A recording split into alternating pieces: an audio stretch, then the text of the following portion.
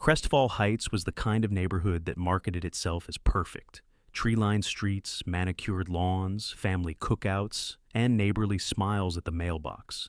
Behind the symmetry and stability, however, were marriages tested by routine, emotional distance, and the quiet ache of unmet desires. Brian and Jessica Wilkerson had lived in Crestfall for over a decade. They were the kind of couple people described as stable. He worked in IT security and spent most of his time behind screens and spreadsheets. Jessica was a nurse at the local hospital, confident, sociable, and constantly exhausted. Their marriage functioned like a business arrangement. They coordinated schedules, split bills, and maintained appearances. But the emotional connection had dulled over time. Physical intimacy was infrequent, and when it happened, it felt more like obligation than passion. 2 streets over lived Eric and Melanie Hart, who had moved in 3 years earlier with their 2 young children. They were the new blood in the neighborhood, youthful, stylish, and, at least from the outside, still in the bloom of marital happiness. Eric was a high-performing real estate agent with an effortless charm. Melanie, a former yoga instructor turned freelance graphic designer, was calm, intuitive, and somewhat elusive. The Wilkersons and the Harts became friends quickly. What started as casual conversations during school pickups turned into game nights, backyard dinners, and eventually double-date weekends away. There was an easy chemistry between the 4 of them, enough contrast to be interesting, enough compatibility to feel safe. Late one night, during a wine-fueled gathering, someone brought up an article they had read about couples who kept their marriages exciting by exploring consensual wife-swap arrangements. The conversation began with laughter. It was a joke at first, an outrageous concept to bounce around after too many drinks. But the topic lingered, and in the weeks that followed, it resurfaced more frequently.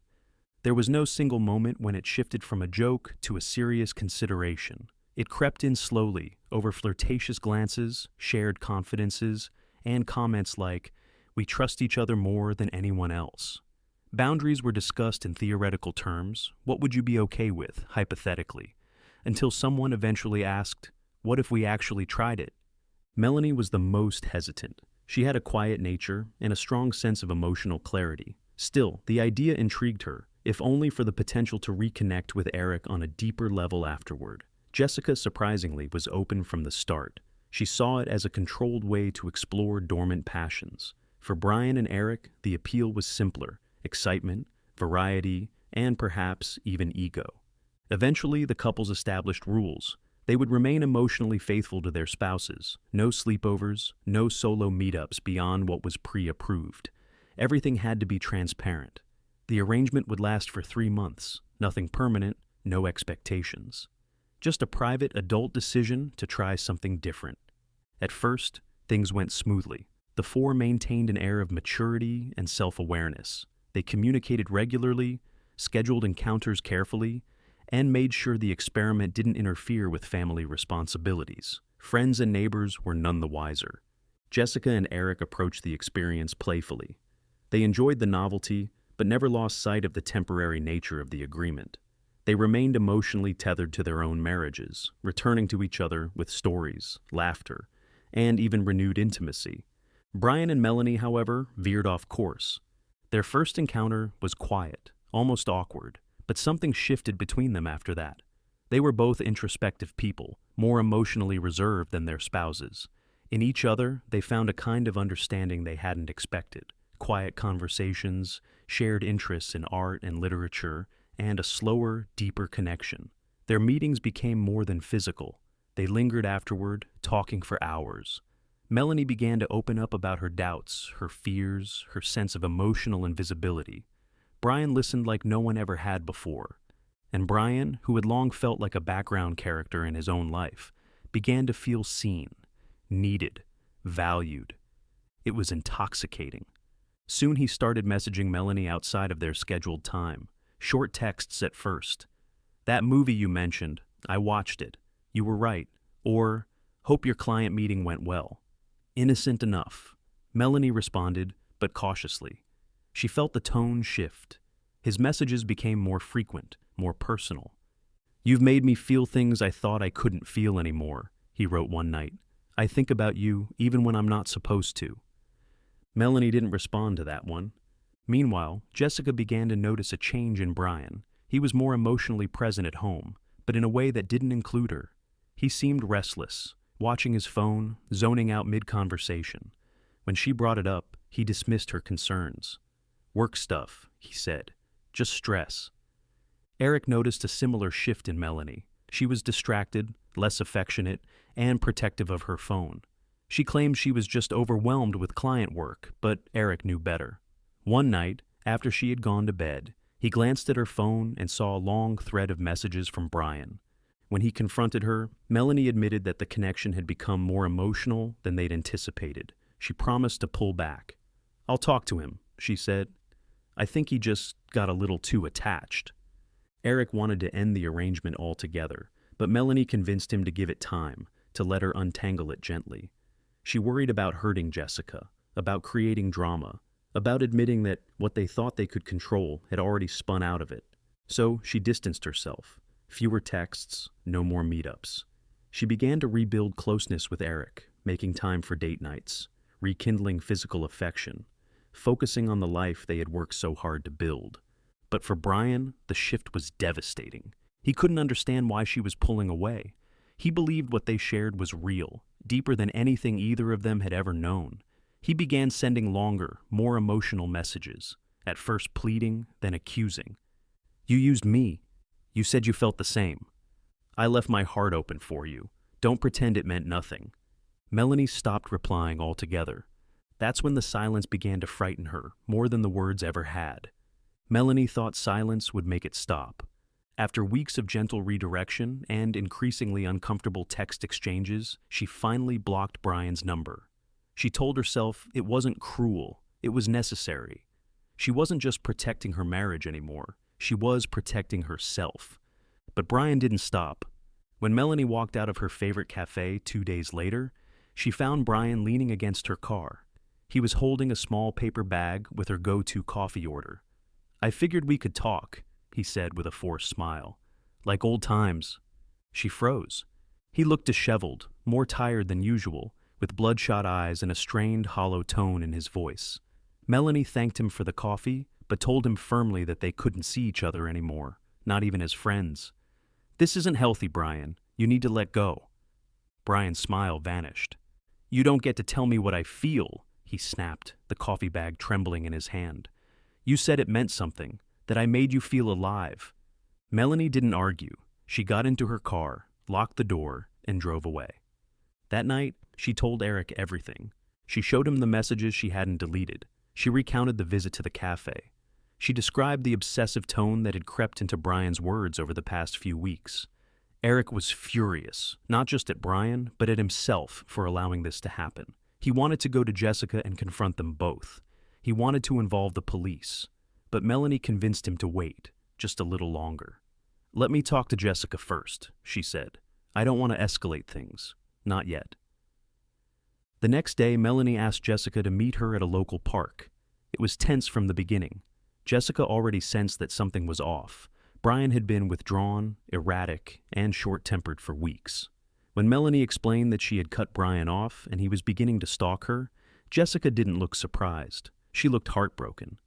"He's always been intense," Jessica admitted. "But I didn't think he'd do this. I thought we had control." Melanie shook her head. "We never had control. We just told ourselves we did." Jessica promised to talk to Brian. She assured Melanie that she would keep him away, that this would end. But later that night, when Jessica confronted him, Brian exploded. "You're just jealous," he yelled. "You never looked at me the way she did." Jessica saw it in his eyes then. Whatever this was, it had slipped out of his grasp. He wasn't grieving a lost connection. He was unraveling. Brian packed a small bag and left the house that night. He told Jessica he needed space. In reality, he was renting a cheap motel room on the outskirts of town, alone, drinking, brooding, writing long, angry journal entries he never intended to share. Meanwhile, Melanie couldn't shake the feeling that she was being watched. Twice she noticed the same black sedan parked down the street from her house. Once, she thought she saw someone standing outside her office window late in the evening, but when she turned to look, they were gone. Eric began walking her to and from the car. They changed their alarm codes, They stopped leaving the children with sitters and turned down all social invitations. What had begun as a thrilling, consensual fantasy had turned into a waking nightmare. Jessica, increasingly afraid for her own safety, eventually reached out to Eric and admitted she couldn't control Brian anymore. "He's obsessed," she said flatly. "I don't even think he knows who he is without her." Eric and Melanie debated filing a restraining order, but they hesitated. Brian hadn't made any explicit threats. The texts were disturbing, but not criminal. The stalking was subtle, never overt enough to be caught on camera or witnessed directly. Still, Eric bought a security camera system. He installed floodlights in the backyard. He started sleeping with a baseball bat next to the bed. And Melanie? She kept every curtain drawn. She rarely went out alone. And when her phone buzzed at night, her heart jumped into her throat. The silence hadn't stopped Brian. It had only made him more determined. Brian Wilkerson had always considered himself a rational man, quiet, analytical, a thinker, not a feeler. But since the arrangement ended, his grip on reality had begun to loosen, and fast. Each day he woke up alone in the cheap motel room on the edge of town, a little more detached from the man he used to be. He scrolled through old messages from Melanie, rereading her words, searching for signs that she had truly cared. His journal, once a place for quiet reflection, had turned into a disturbing chronicle of obsession. Page after page detailed fantasies of reconciliation, revenge, and delusion. "She belongs with me," he wrote. "Eric doesn't understand her like I do. If I can't have her, no one will." Meanwhile, Melanie tried to carry on with life, but it was like living under siege. Her work suffered. She rarely left the house. The kids sensed something was wrong, even if they didn't understand the reason. Eric tried to remain calm and supportive, but he too was on edge, constantly checking the front door, reviewing security footage, and watching his wife with the quiet dread of someone waiting for the next blow to fall. Then the sightings started. A neighbor mentioned seeing Brian's car parked down the block late at night, engine running, lights off. A co-worker at Melanie's graphic design agency said a man, who matched Brian's description, had been loitering outside the building for nearly 30 minutes before disappearing down the street. The messages resumed too. Brian had found a way around the block, new numbers, social accounts under fake names. He didn't threaten her directly. Instead, he wrote like a jilted lover. "You said you felt it too. You never even gave me a chance to explain. You're mine, Melanie. You always were." She stopped reading them. She just forwarded each one to Eric, then deleted it. Jessica, now living with a friend across town, hadn't spoken to Brian since he stormed out of their house. She filed for legal separation and sent a warning through a mutual acquaintance. If he didn't stop contacting Melanie, she'd go to the police herself. But even that didn't stop him. Brian had convinced himself this wasn't obsession. It was destiny. That Melanie was afraid, not because he was dangerous, but because she couldn't admit the truth. In his mind, Eric was the villain, the one keeping them apart. And with each passing day, Brian grew more certain. This wasn't over. Melanie wasn't gone. She was his. Melanie had lived with fear for weeks, but when she found her kitchen window cracked open one morning, with muddy footprints just outside the frame, something in her snapped. She stood in the kitchen barefoot, staring at the faint smudges on the tile floor. Nothing appeared stolen, no sign of forced entry. But she knew. Brian had been here. That afternoon, Melanie and Eric filed for a restraining order. It wasn't easy. They had to gather evidence. Screenshots of the messages, eyewitness statements, and security footage from the camera that caught a shadowy figure pacing at the end of their driveway 2 nights before. The judge agreed there was cause. A temporary order was issued. Brian was legally forbidden from contacting Melanie or coming within 300 feet of their home. For the first time in weeks, Melanie felt a small flicker of control returning, but Eric remained wary. "Restraining orders don't stop someone like him," he told her. "They just make it worse." He wasn't wrong. That weekend, while Eric was away at a regional real estate conference, Melanie stayed home with the kids. Her mother was supposed to visit and help, but canceled at the last minute due to illness. Alone in the house, Melanie double-checked every lock before putting the children to bed. Just after midnight, she awoke to a soft sound, like the creak of floorboards under slow, deliberate weight. At first, she told herself it was the house settling. Then she heard it again. Closer. She reached for her phone, but it wasn't on the nightstand. Her breath caught. She crept from the bed, grabbed the baseball bat Eric kept behind the bedroom door, and stepped into the hallway. The house was dark, the silence thick. As she rounded the corner to the kitchen, she saw movement. A figure crouched near the backsliding door. She didn't have to see his face. She knew it was Brian. "Brian!" she shouted, raising the bat. He froze, then stood slowly, hands half raised. "Wait, just listen to me," he pleaded. "I just needed to see you. I thought maybe, if we could just talk." "You need to leave, right now," she said, her voice trembling but clear. "I'm calling the police."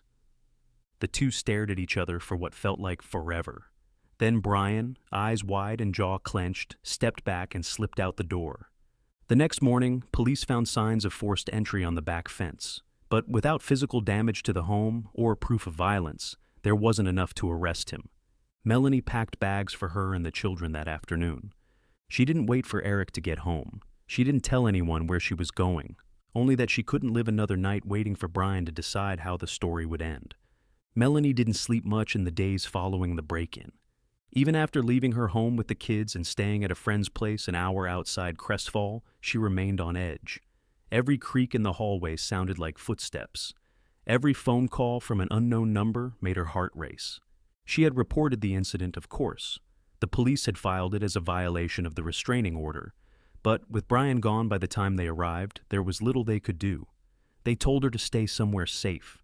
They promised to keep an eye out. Eric was furious. He cut his conference short and returned immediately.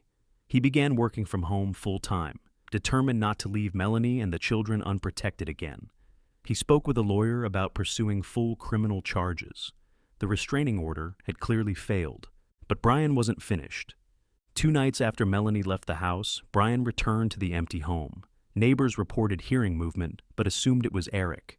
A security camera captured him, slipping through the side gate just before midnight, dressed in black and carrying something long and thin, wrapped in cloth. Inside the house, he moved through the rooms with familiarity. His movements were slow, almost reverent. He entered the bedroom where Melanie used to sleep, touching the pillow, sitting on the edge of the bed as if expecting her to return. He stayed in the house for nearly an hour, rummaging through drawers, pulling clothes from the laundry basket. Police would later find strands of her hair in his coat pocket and a framed photo of her missing from the hallway wall. Then he left. The following evening, Melanie and Eric returned home briefly, accompanied by a friend who stood guard as they packed essentials. The plan was to move in temporarily with Eric's sister 2 towns over. But Brian had been watching. He knew they were back. And this time, he wasn't going to leave without her. Around 3:30 a.m., while the house was quiet and dark, Brian returned. He forced the back sliding door open with a crowbar and made his way inside. This time, he carried a hunting knife. In his mind, this wasn't murder, it was resolution, reunification. He believed in some twisted part of himself that Melanie would understand. She woke up to the sound of glass breaking. Eric leapt out of bed, grabbed the bat, and moved toward the stairs, just as Brian came into view. What followed was a violent struggle in the hallway. Eric managed to strike Brian with the bat once before Brian slashed him across the arm, forcing him back.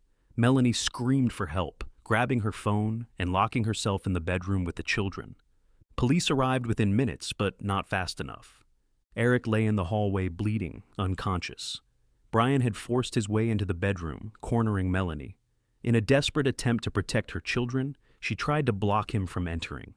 Brian stabbed her 3 times, once in the shoulder, once in the stomach, and once in the chest. He ran when he heard the sirens. Melanie was rushed to the hospital, but the injuries were too severe. She died during emergency surgery, never regaining consciousness. Eric survived, but spent days in the ICU, unaware at first that his wife was gone.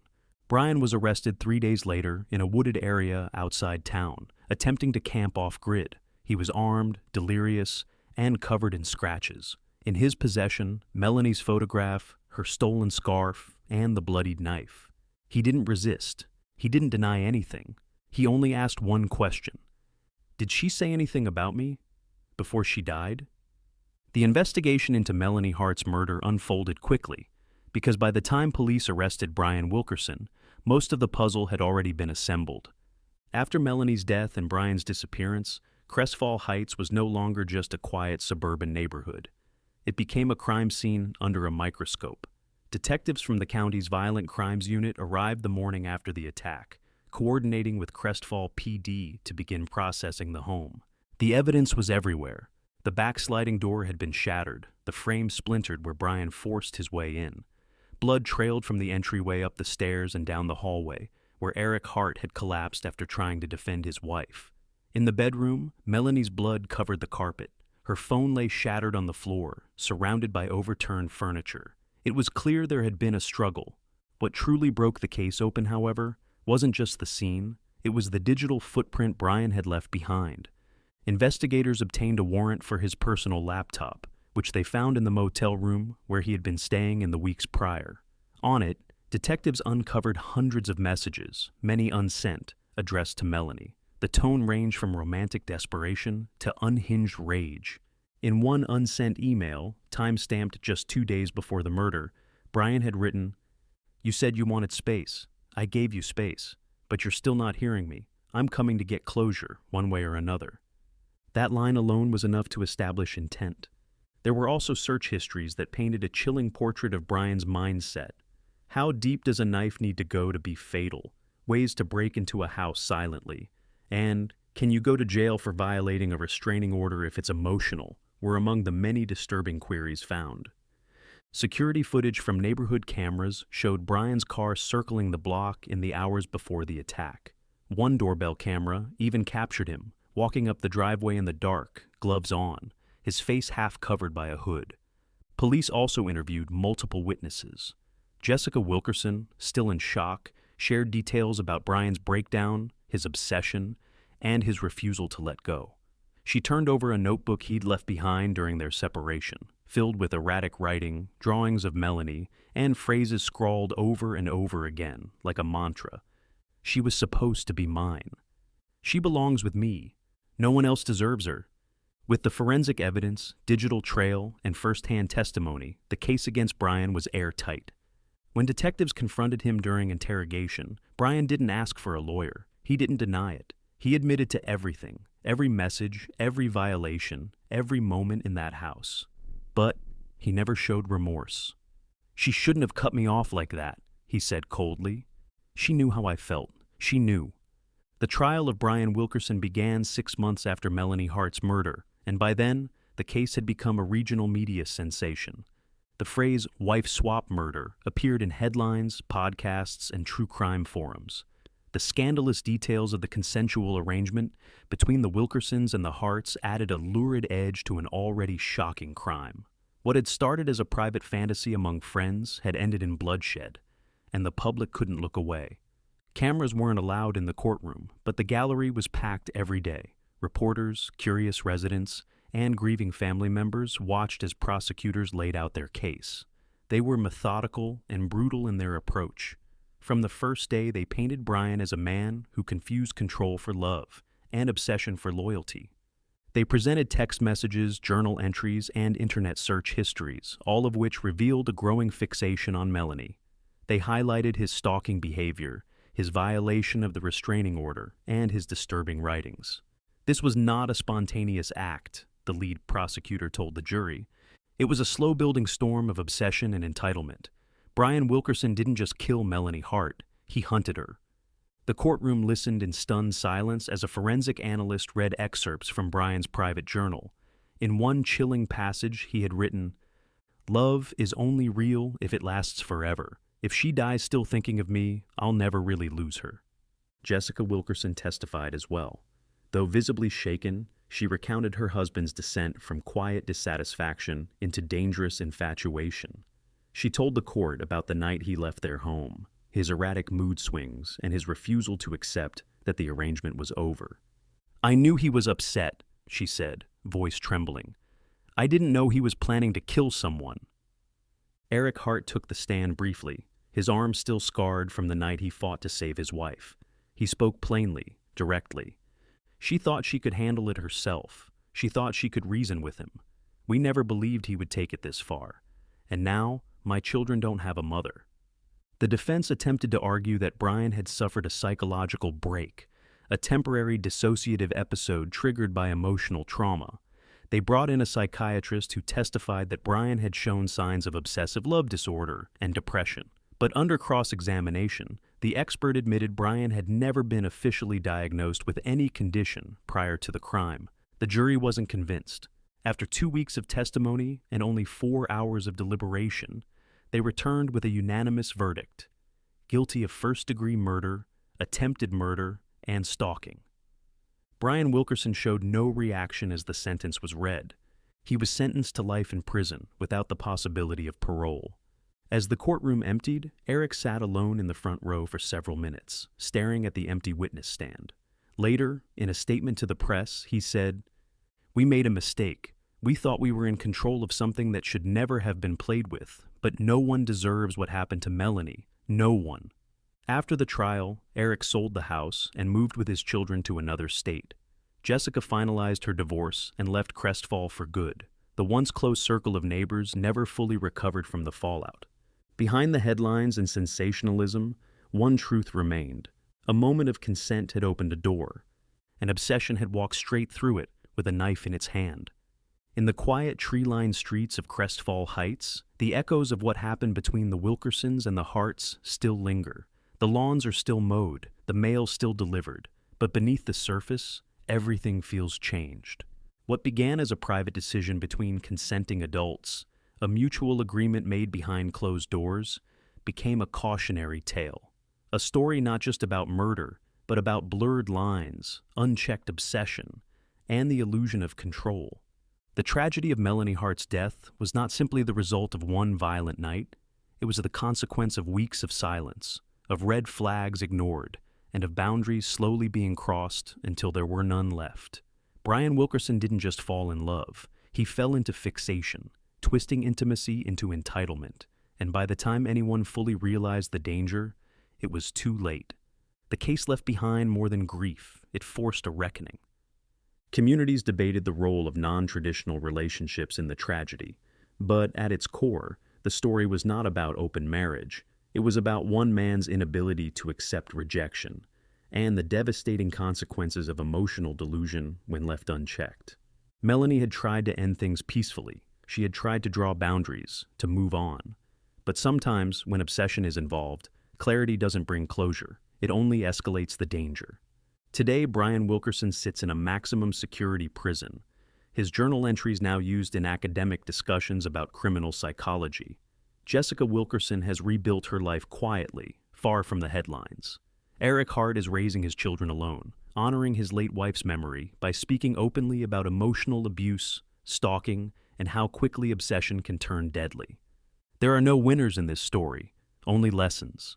That fantasies have consequences, that boundaries must be respected, and that when someone begins to lose touch with reality, it's not just uncomfortable, it can become lethal.